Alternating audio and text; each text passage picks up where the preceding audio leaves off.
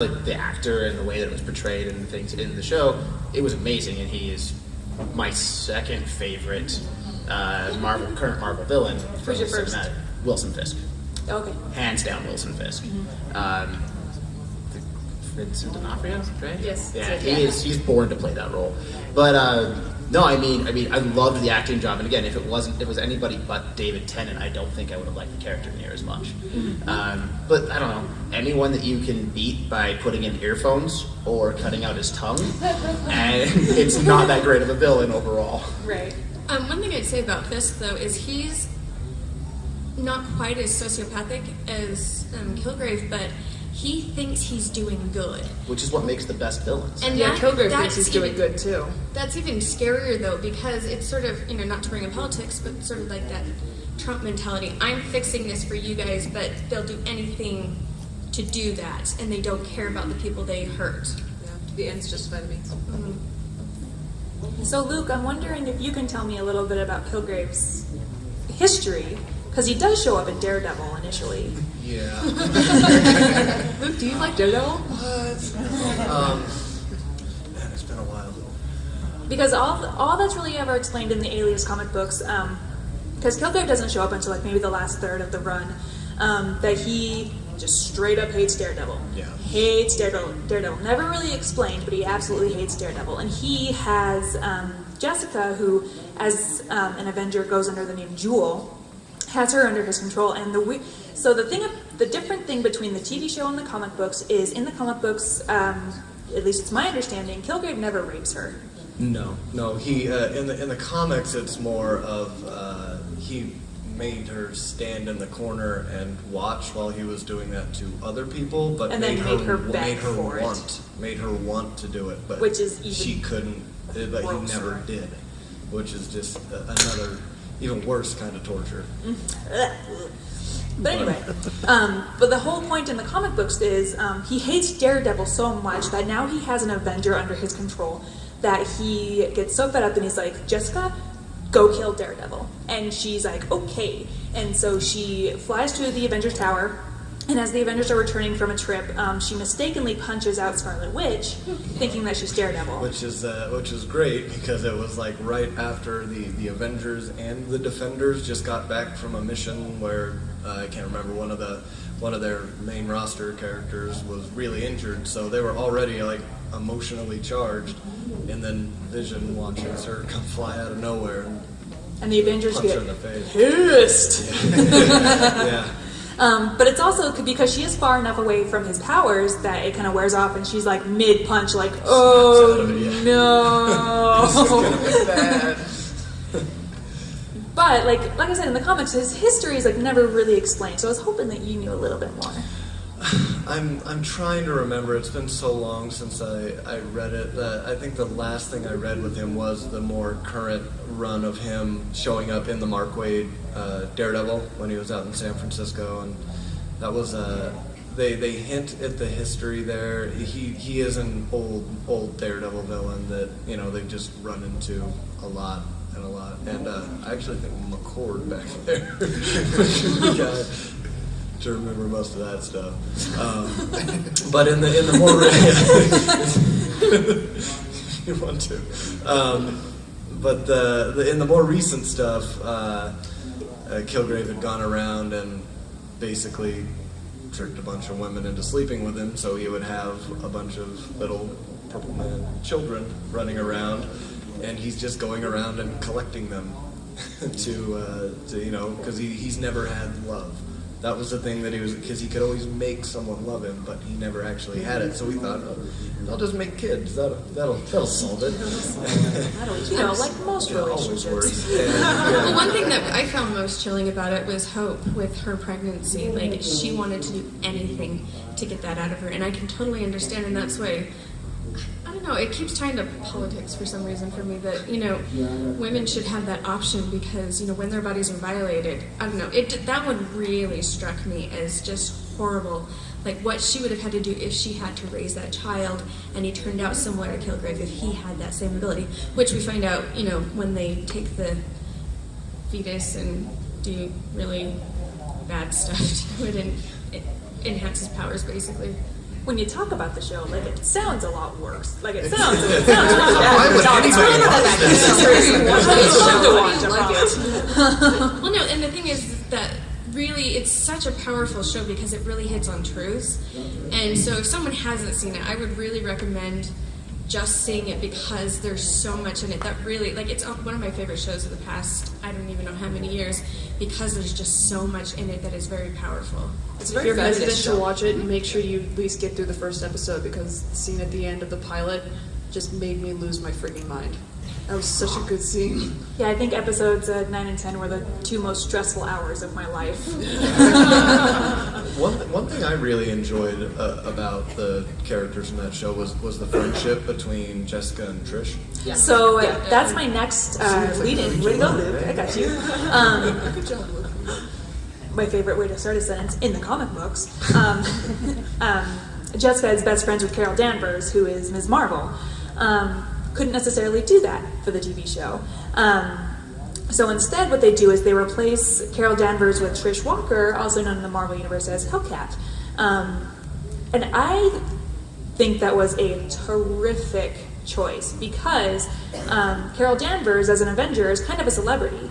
And Jessica has to deal with her celebrity friend, Carol Danvers. And she kind of has that same relationship with Trish Walker in the TV show because Trish Walker is a radio show host and has been a child star and is her sister, essentially.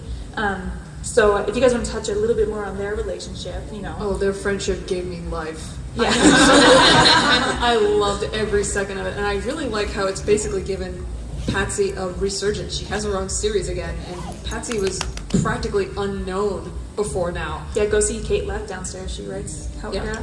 Well, and one of the creators of the Alias comic books, he said on Twitter, someone asked him what he thought about that switch out, and he said, that's brilliant. It's one of the best decisions they could have made because Carol just wasn't as strong in this. And, you know, seeing that, he's like, they were brilliant on it. One of my favorite things, one of my favorite moments between Trish and Jessica is when Jessica has just come over and Trish and Simpson, the cop's name is Simpson, right? Yes. Okay, I wanted to make sure I had the right name. Are just kind of, you know, have had their little TNT. And Jessica's like, what the heck is going on? You know, and Trish is like, don't even worry about it. But it's when Simpson challenges Trish and said, I don't want you going and driving that getaway car. And Trish is like, you don't get to tell me what to do. And Jessica's like, you don't get to tell her what to do. I'm like, that is exactly what it's like. That's what female friendship is like. It's not just ganging up against men, but it's having each other's backs, and it's not catty. And I just really loved the way they represented those two on film. I thought it was fantastic. When they even, just when they talk, you know, when Jessica called her, said, you're like your mother. She said, no, I'm not. And they can have that back. They've known each other so long that they know more about the other person than that person knows about themselves. And they know how they're going to react. And they know just, you know, the very essence of that person. And those are the friendships that are just so amazing. Well, and Jessica has hurt Trish so many times, but Trish never leaves And she still forgives. because they're sisters. One of my favorite things about their friendship was and especially the switch out, was the fact that the Patsy kind of started to fend for herself, and she went out and she was the one that was kind of protecting Jessica in many situations. And it's a lot more powerful when it's a human and not someone powered, you know, just some normal person out there trying to protect her powered friend. Whereas when it's Carol's got powers, so it's a powered person trying to protect a powered person, and it's not quite the same. You know, Patsy's putting herself on the line a lot more than Carol ever would have. And Carol never really takes the time for her. She kind of takes the time for her, like through the phone. But other than that, Trish is always there. Trish is there at the drop of a hat. And Trish, you know, just taking those lessons so she could defend herself and help her friend, not just, you know, that shows the strength of character and determination. Another panel I was on yesterday, we were talking about all that stuff, and so it really came to mind that, you know, like, she is a strong character, even though she's not physically as strong as Jessica. She's just as emotionally, and just her presence of mind. And she's got that great character arc too, because when they actually do try to kidnap Kilgrave, and she's, you know, gets knocked out with one hit, you know, you see that grief, that I failed you guys, and I want to be strong, and I want to be an active member of this group, but I messed up, you know. And it just, I love to see her grow throughout the whole series. They did a really good job with her arc. Yeah, even to the point when he escapes his little cell and he tells her to put a bullet in her head, Yes. and she has to come back. She's like, just put it in your look. It's in your head. Calm down. You're all right. But kind of going back to the comics with Carol, I love that in the comics she sets Jessica up with Scott Lang. You would. And I would have loved to seen that interaction with Paul Rudd and her. I thought she would have been like, really, Baskin Robbins? Okay. Well, so speaking That would be of some total whiplash. speaking of love interests, want to talk a little bit about Luke Cage. Sweet Christmas. Sweet Christmas. Ladies in the room. Luke Cage, great character, loved him. I thought he was a great addition to the show. My biggest question about that, though, is Luke Cage is getting his own show. And because he is so prominent in Jessica's life, and in the comic books they get married and they have a baby together, how fair is it to the Jessica Jones show that Luke Cage is featured so prominently in her show when he is getting his own? Well, she's going to probably show up in his. I think it's just, even with I can't remember what the group is, but they're planning a TV show with the whole group of them, and then each character gets their own show, and they're planning already to do a second season of Jessica Jones. So I think it's more going to be that they're just all interacting in this world, and she will, I imagine, well, I think they're going to, are they doing his origin story first? Couldn't tell you. Okay. Yeah. Well, I think that because he kind of talks about it a little bit in like episode 2 or something like that, where he just experiments. So I bet they do go and touch on it, even if it's just flashback stuff. But even from that little teaser at the end of season 2 of Daredevil, like it seems like it's going to be his own story. But I feel like they should bring in not only Jessica, but it'd be nice if there was a If there was a what, Luke? If there was Danny Rand Yeah. Okay. show up, because those two. I thought you were going to go with Daredevil. We get it. From what I read, though, It's usually that's where it goes. But no, I would like to see, because they tease a little bit also in Jessica Jones with Claire and Luke Cage too, and more Claire and everything is better. More She's awesome. So I'd like to see her maybe even in the Luke Cage as well. Claire. Luke Cage, yes, Claire Yeah. and Jessica. I'd like to see both of them featured, fairly heavily. You likely will, at least towards the end of the season. I don't know that I think at the beginning of the season you'll probably see Luke Cage by himself, but towards the end of the season you'll get Jessica back, especially since at the end of Jessica Jones he kind of took off. Yeah. It's got to be a little bit. How many episodes was Luke actually in during the first season? I feel like it was. Yeah, it was 4 or 5. It was 4 or 5, so it was less than half of the entire season. Yeah. So if Jessica shows up for 2, 3, 4 episodes, that would work probably just fine. Well, But Claire definitely has a bigger role in Luke Cage because there have been a lot of set photos of her out and Yes. about. Well, and More Claire. from what I've read from the producers and the creators of all these, because each show has their own creator.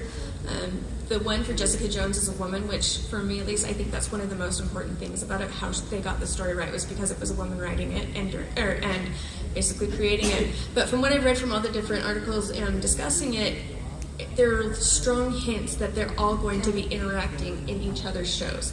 So I don't think it's necessarily that one is going to be better, like one character is going to be better than the other. I think they're sort of equally unequal, like each have their own strength, but they're going to interact. And regarding the fairness of whether or not Luke Cage is in her show, I think if you have a show like that and the Netflix series, you have everyone's in Hell's Kitchen. Hell's Kitchen is like 3 square blocks. It's not a big area. That's why Detective Mahoney's at everything. It's his area. So if you don't have Luke Cage and Jessica Jones, it just makes the world feel too small. It makes her world feel too small, which is one of my gripes with like Daredevil season 2 was they didn't have enough of the rest of the guys that are in Hell's Kitchen. I mean, you can't go very far without hearing about these other people. Well, also with Luke Cage, they already did say that it wasn't going to be confined to just Hell's Kitchen. So it's going to be more places. Right. So, but I think it'd be, if they are there, it would make sense for them to interact with each other. And they need to at some point if we're going to get that Defender series. Like, Right. they all need to meet up before the series starts. Yeah, and as far as the crossovers go, I feel like the first, especially Daredevil, was the testing ground to see whether or not this was going to work, and then Jessica Jones was, okay, we've made something super dark and super gritty. Let's go even darker and see if that works. And now that they know that, like, I don't think you could make a Luke Cage or Iron Fist show that goes much darker than Jessica Jones. Now that they know that they can pull this off, now I think they can start to, really start to interact and do some more crossovers and everything. But for me, it will also be a lot of show don't tell, which is very, very important when it comes to storytelling. You want to... how many people have actually watched all of Daredevil Season 2? Wow. That's more than I expected. So there's a lot of subtle hints. There's the reason why Claire is working the shift she is at the hospital. Little things like that. I don't need somebody going, hey, I just saw this chick go and punch someone's car. That was really awesome. Like, you need to have them interact, but also don't be obnoxious about it.